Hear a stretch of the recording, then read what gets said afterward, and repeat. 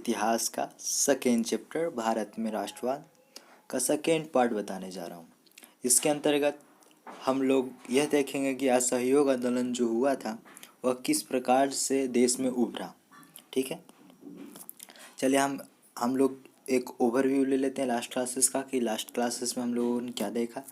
Last classes में हम लोगों ने देखा कि महात्मा गांधी 1915 में आपके दक्षिण अफ्रीका से लौट कर आए। उसके बाद फिर उन्होंने बहुत सारे आंदोलन किए, जिसमें चंपारण आंदोलन, खेड़ा का और भी गुजरात वाले बहुत सारे ऐसे ऐसे आंदोलन हुए। फिर हम लोगों ने देखा कि खिलाफत का किस प्रकार से स्थापना की गई। शौकत अली और एक उसी के भाई ने इसे मिलकर स्थापना किया। उसके बाद फिर हम लोगों ने देखा कि सत्याग्रह का विचार किस प्रकार से था, सत्याग्रह का अर्थ किस प्रकार में था। इतना हम लोग लास्ट क्लासेस में देख चुके थे। तो अब हम लोग देखेंगे कि जो असहयोग आंदोलन हुआ था, असहयोग आंदोलन किस प्रकार से हमारे देश में, जो भारत देश है वह किस प्रकार से देश में उभरा, उसके बारे में हम लोग आज विशेषकर चर्चा करेंगे। और इसमें हम लोग देखेंगे कि किस प्रकार से क्वेश्चन आते हैं और किस प्रकार से हम पॉइंट वाइज पॉइंट आसानी पूर्वक बनाएं, आसानी पूर्वक लिखें, ताकि हमारा जो मार्क्स है वो अच्छा जाए और हमारा एसएसटी का जो परसेंटेज है वह इंक्रीज़ करे। ठीक है, तो चलिए आज हम लोग स्टार्ट करते हैं। आंदोलन के भीतर अलग अलग धाराएं। आप लोग प्लीज़ लास्ट तक बने रहिएगा, देखिएगा, इसका रिवीजन करते रहिएगा, तब आपको हर एक टॉपिक क्लियरली समझ में आ जाएगा। ठीक है, तो आप लोग प्लीज़ इसे लास्ट तक देखते रहना। तो चलिए आज हम लोग स्टार्ट करते हैं। असहयोग आंदोलन के जो भीतर में अलग अलग धाराएं उत्पन्न हुई थी वह किस प्रकार से हुई थी।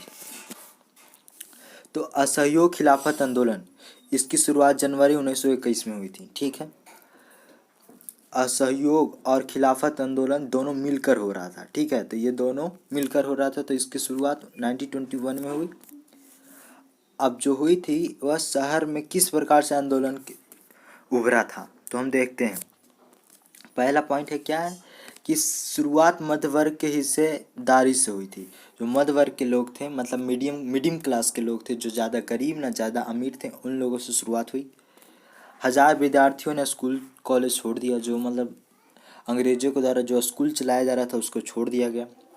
हेडमास्टर और शिक्षकों ने इस्तीफा दे दिया। हेडमास्टर मतलब जो हमारे प्रिंसिपल सर होते हैं ना, उसी प्रकार से सरकारी स्कूल में प्राइमरी सरकारी स्कूल में हेडमास्टर लोग होते हैं। ठीक है, उसके बाद फिर वकीलों ने मुकदमा लड़ना बंद कर दिया। फिर विदेशी वस्तुओं का बहिष्कार किया गया। बहिष्कार का मतलब होता है कि देखिए, जैसे कोई भी वस्तु बाहर से आता है उसको ना लेना और ना ही उसका उपयोग करना, वह बहिष्कार किया गया। और शराबों के दुकान का पिकेटिंग कराएगा। पिकेटिंग का अर्थ देखिए क्या होता है कि प्रदर्शन या विरोध का एक ऐसा स्वरूप जिसमें लोग किसी दुकान, फैक्ट्री या दफ्तर के भीतर जाने का रास्ता रोक लेते हैं। तो कोई एक दुकान है, उसमें एंट्री लेने के लिए जाना पड़ता है गेट से, तो वह गेट के पास विद्रोह होता है और वहाँ रोक दिया जाता है। तो जो शराब की दुकान थी उसमें एंट्री ले रहे थे लोग, तो उसको रोक दिया गया। ठीक है, अब नेक्स्ट पॉइंट है कि कुछ दिन के बाद ऐसे चला, फिर आंदोलन का धीमा पड़ने लगा। किस प्रकार से धीमा पड़ने लगा, उसका भी तो 2-3 रीज़न थे, तो उसके बारे में हम लोग डिस्कस करते हैं। पहला रीज़न यह है कि देखिए, खादी के जो कपड़ा थे महंगा होने की वजह से वह बहुत कम लोगों के पास पहुंच पाते थे। वह मिलों के कपड़ा बहिष्कार ज़्यादा देर नहीं कर सके। ठीक है, अब देखिए समझाते हैं आपको। खादी का कपड़ा होता था वह कम उत्पादन होता था और उसका मतलब कम, उसका बहुत ही ज़्यादा दाम होता था। वहीं उसके जस्ट अपोजिट होता था आपका मिल का कपड़ा। जो मिल का कपड़ा था उसमें ज़्यादा उत्पादन होता था और कम दामों पर मिलता था, जिसकी वजह से सब लोग मिल के कपड़ा को ज़्यादा उपयोग करते थे। ठीक है, अब सेकेंड है वैकल्पिक भारतीय संसाधनों का प्रक्रिया धीमी थी। मीन्स कि जो हमारे उस टाइम में जो हमारे भारत के मतलब कि जो हमारे भारतीय लोग थे, महात्मा गांधी और फिर जवाहरलाल नेहरू, सुभाष चंद्र बोस, इन लोगों के द्वारा जो वैकल्पिक संस्थान, जैसे मतलब कि जो शिक्षित संस्थान, जैसे BHU, बनारस हिंदू यूनिवर्सिटी, तो हम लोग भारत के द्वारा ही स्थापित हुआ, भारतीय के द्वारा ही स्थापित हुआ था। उसकी जो प्रक्रिया थी धीमी थी, मतलब भारत का पर्सनल स्कूल बहुत धीमी गति से खुल रहा था, जिसके वजह से जो लोग हेडमास्टर, शिक्षक और आपके वकील जो छोड़े थे काम करना, वह पुनः अपने अपने काम पर लौट गए। ठीक है, ये शहर में हुआ था। अब हम चलिए देखते हैं ग्रामीण इलाकों में विद्रोह किस प्रकार से उभरा। तो ग्रामीण इलाकों में विद्रोह, उसके अंतर्गत देखिए क्या क्या आता है। अवध में सन्यासी बाबा रामचंद किसानों का नेतृत्व कर रहे थे। ठीक है, ये आता है एक क्वेश्चन की जो कहाँ के बाबा रामचंद, कहाँ के सन्यासी बाबा रामचंद आपके किसानों का नेतृत्व करते थे, तो वह आपका अवध कहलाता है। ठीक है, ये अवध है, थोड़ा सा माइंड में रखना है। ये फिजी गिरमिटिया मजदूर थे। ठीक है, अब किसानों की क्या क्या मांग थी, अब उसके बारे में हम लोग देखते हैं। तो पहला मांग है कि लगान कम किया जाए, जो लगान होता था उसको कम किया जाए। उसके बाद फिर बेगार खत्म हो। बेगार का मतलब यह होता है कि जैसे हम काम कर रहे हैं लेकिन मेरे काम का पैसा नहीं दिया जाता है, तो वह आपका बेगारी कहलाता है, मतलब बिना पैसा का काम, वह बेकार कहलाता है। फिर दमनकारी जमींदारों का सामाजिक बहिष्कार किया जाए, जो वैसा जमींदार जो दबाते थे, सप्रेस करते थे, जो सप्रेस करते थे आम जनता लोगों को, उसको समाज से बहिष्कार किया जाए, मतलब समाज से उसको दूर किया जाए, उसका वैल्यू को ख़त्म कर दिया जाए। अब हम चलिए देखते हैं नेक्स्ट पॉइंट कुछ है। अक्टूबर तक जवाहरलाल नेहरू और बाबा रामचंद तथा कुछ अन्य लोगों के नेतृत्व में अवध किसान सभा का गठन कर लिया गया। हाँ, ये भी क्वेश्चन आता है कि अवध किसान सभा का गठन किसके द्वारा किया गया था, किसके किसके नेतृत्व में किया गया था, तो आपके जवाहरलाल नेहरू और बाबा रामचंद एवं कुछ अन्य लोगों के द्वारा नेतृत्व में। अब आदिवासी किसानों के अंतर्गत देखते हैं कि किस प्रकार से असहयोग आंदोलन का रूप चला। तो वह था कि देखिए, आंध्र प्रदेश की कुडेम पहाड़ियों 1920 के दशक की शुरुआत में एक उग्र गोरिल्ला आंदोलन फैल गया था। ठीक है, जो आंध्र प्रदेश में एक आपके गुडुम पहाड़ियाँ थी, वह 1920 के दशक में एक मतलब होता है कि वैसा, मतलब कि आपके आंदोलन जिसमें उग्रवादी लोग होते हैं, मतलब तोड़ फोड़ में ज़्यादा बिलीव करने वाले होते हैं, वह उग्र कहलाता है। ठीक है, गोरिल्ला आंदोलन पता है क्या होता है? देखिए, जैसे कोई भी एक जा रहे हैं रास्ते से, उसको यहाँ जंगल है और जंगल से उसको मार दिए। ठीक है, वह मार दिए, उसके बाद फिर उसको मार उड़ के तुरंत जाके फिर अपना जंगल में छुप गए। गोरिल्ला युद्ध उसको रणनीति कहते हैं। गोरिल्ला युद्ध में आपके शिवाजी बहुत ही ज़्यादा प्रख्यात, मतलब महान शासक हुए थे। ठीक है, अब कुछ हम लोग देखते हैं कि सरकार के वन कानून क्या थे। तो सरकार के वन कानून, जंगल में लोगों को दाखिल होने पर पाबंदी लगा दी।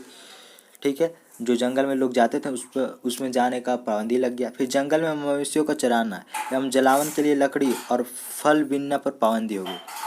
तो जो जंगल के लोग थे उनको मवेशी चराने का और जलावन के लिए लकड़ी और फल बीनने का पर पाबंदी लगा दी गई थी। उसके बाद फिर जंगल वासियों को ऐसा लगा कि उनके प्रागत अधिकार छीन रहे हैं। सॉरी, यहाँ आर होगा, वो न लिख दिए थे शायद, गलती, माइनर मिस्टेक। तो हम लोगों ने देखा कि पहला पॉइंट था कि जो लोगों को जाना वहाँ पर बंद कर दिया गया। फिर वहाँ से जो लोग जाते थे मवेशी को लेकर, मतलब जानवर को लेकर वहाँ चराते थे, वहाँ का जलावन लेते थे, वहाँ का लकड़ियों का उपयोग करते थे, फल बीनते थे, फल लेते थे, उस पर पाबंदी लगा गई। और जब ये दोनों पॉइंट हुआ, ये दोनों इतना जब होने लगा, तो जंगल वासियों को लगने लगा कि उनके जो परंपरागत अधिकार हैं उसको छीना जा रहा है। ठीक है, उसके बाद फिर अंग्रेज़ों के द्वारा उन्हीं लोगों को सड़क के निर्माण के लिए लोगों को मजबूर किया गया। तो लोगों ने बगावत कर दी। तो उन लोगों ने किस प्रकार बगावत की? तो जैसे तो जंगल से रोड बनाने के लिए कुछ मजदूरों को मजबूर किया गया था। ठीक है, तो उस बगावत का नेतृत्व आपके अल्लूरी सीताराम राजू ने किया था। ठीक है, तो उसका नेतृत्व करने वाले अल्लूरी सीताराम राजू थे। फिर यह असहयोग आंदोलन से प्रेरित है। तो ये देखा जा रहा है कि आपके जो असहयोग आंदोलन होते हैं वह किस प्रकार से आपके जनवासियों में, मतलब हमारे आदिवासियों में उभरा था। ठीक है, यह आपके असहयोग आंदोलन से प्रेरित थे। फिर लोगों को खादी पहनने तथा शराब छोड़ने के लिए प्रेरित किया, जो कि आपके गांधी जी भी इन्हीं बातों पर जोर दिए थे। ठीक है, अब देखते हैं बागान में स्वराज। तो बागान में स्वराज किस प्रकार से उभरा? तो असम के बागानी मजदूरों के लिए आज़ादी का मतलब यह था कि वे उन चार दीवारों से जब चाहे जा सके। मतलब कि एक असम था, उसमें कोई फैक्ट्री है तो उनके चारों पट्टी मतलब किनारे किनारे आपके चार दीवारी लग गए थे, जिसकी वजह से जिससे किसी को मतलब वहाँ जाने का मतलब किसी को वहाँ से बाहर जाने का अधिकार नहीं था।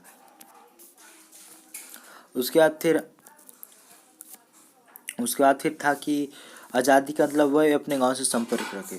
तो हम लोगों ने मतलब आपके प्री बोर्ड में एक क्वेश्चन आया था कि मतलब असम के बागानी मजदूरों का आज़ादी का मतलब क्या था। उसका आज़ादी का मतलब था कि उन चार दीवारों से जब चाहे जा सके जिसमें वह कैद थे। ठीक है, हाँ, तो ये मतलब इम्पोर्टेंट है कि 1859 के इंग्लैंड इमिग्रेशन एक्ट के तहत, किस एक्ट के तहत बागान के मजदूरों को बिना इजाज़त बागान से बाहर जाने की छूट नहीं होती थी? तो वहाँ आप आंसर डालिएगा 1859 के इंग्लैंड इमिग्रेशन एक्ट के तहत। ठीक है, तो 1859 के इंग्लैंड इमिग्रेशन एक्ट के तहत बागानों में काम करने वाले मजदूरों को बिना इजाज़त बागान से बाहर जाने की छूट नहीं होती थी। तो ये थोड़ा सा माइंड में रखना है कि 1859 के इंग्लैंड इमिग्रेशन एक्ट के तहत जो आपके असम के मजदूर थे उसको बिना इजाज़त के बागान से बाहर नहीं जाने दिया जाता था। ठीक है, अब हम लोग देखते हैं चौरा चौरी कांड। यह चौरा चौरी कांड बहुत ही ज़्यादा इम्पोर्टेंट है। क्यों इम्पोर्टेंट है? क्योंकि इसके बाद से असहयोग आंदोलन मेरा रुक गया था। असहयोग आंदोलन को रोका गया था गांधी जी के द्वारा। तो हम लोग देखते हैं कि गोरखपुर जो कि उत्तर प्रदेश में है, चौरी चौरा कांड। गोरखपुर स्थित चौरी चौरा में बाजार से गुजर रहे एक शांतिपूर्ण जुलूस पुलिस के साथ हिंसक टकराव में बदल गया। तो एक जुलूस था जो कि आपका जा रहा था जिसमें पुलिस के साथ हिंसक टकराव हुआ, और यह घटना जब सुने गांधी जी तो असहयोग आंदोलन रोकने का आह्वान कर दिया। तो आपके जो चौरी चौरा कांड है वह 1922 में हुए थे। ठीक है, इसी में आपके गांधी जी ने असहयोग आंदोलन रोकने का आह्वान किया था। ठीक है, तो आज के लिए इतना ही है। अगर आपको कोई डाउट रहा तो आप प्लीज़ कमेंट सेक्शन में कमेंट कीजिएगा, और इसका जितना भी मतलब अगर और भी मतलब आप वीडियो चाहते हैं तो आप प्लीज़ कमेंट कीजिएगा कि हाँ मुझे और आगे का भी वीडियो चाहिए, कौन कौन लेसन का चाहिए। मतलब पार्टिकुलर लेसन का भी तो हम बनाने का ट्राई करेंगे अगर मैं खुद उसे पढ़ लिया हो तो। ठीक है, तो ठीक है, अब इतना ही आज के लिए। अगर आपको वीडियो अच्छा लगा तो लाइक कीजिएगा, सब्सक्राइब कीजिएगा, शेयर ज़रूर कीजिएगा ताकि उन लोगों तक पहुंच सके जिनका एसएससी में मतलब डर लगता हो, कमज़ोर हो, और वह अच्छा प्रदर्शन कर सके अपने एग्ज़ाम में। धन्यवाद।